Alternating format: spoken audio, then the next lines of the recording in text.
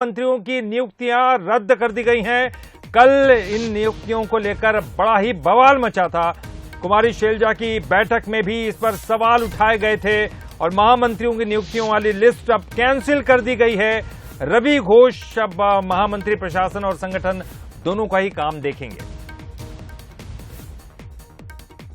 तो कांग्रेस महामंत्रियों की नियुक्तियां रद्द कर दी गई हैं।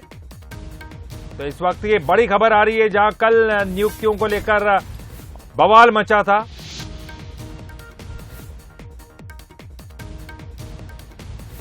तो कल ही नियुक्तियों को लेकर बवाल मचा था और अब इन नियुक्तियों को रद्द कर दिया गया है। कुमारी शैलजा की बैठक में सवाल भी उठे थे इन नियुक्तियों को लेकर।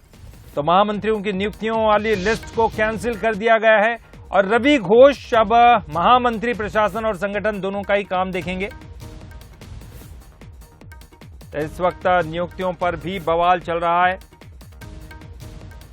और हमारे स्टेट एडिटर आदित्य सीधे हम उनका रुख करेंगे। आदित्य जी, ये क्या कुछ चल रहा है कांग्रेस में, क्योंकि पहले नियुक्तियां हो जाती हैं और अब इन नियुक्तियों को कैंसिल कर दिया जाता है। देखिए ललित जी, सब कुछ ठीक तो नहीं चल रहा है। ये तो आप भी समझ गए होंगे कि अचानक मोहन मरकाम जो प्रदेश कांग्रेस अध्यक्ष हैं, वो अगर कोई नियुक्ति लेटर जारी करते हैं और वो नियुक्ति लेटर शैलजा जी कैंसिल कर देती हैं, अपने आप में बताने के लिए पर्याप्त है कि सब कुछ ठीक ठाक तो नहीं चल रहा है। इसमें एक बड़ी गलती ये भी हुई थी कि जब भी संगठन में कोई इतना बड़ा, क्योंकि महामंत्री संगठन का आपने पदभार बदला, महामंत्री प्रशासन का आपने पदभार बदला, अमरजीत चावला का आपने पदभार बदला, रवि घोष का बदला आपने इसके अलावा शुक्ला जी का पदभार, तो क्या आपने संगठन के वरिष्ठ लोगों से बातचीत की? आपने क्या मुख्यमंत्री को संज्ञान में लिया? सरकार के वरिष्ठ लोगों को संज्ञान में लिया? नहीं लिया।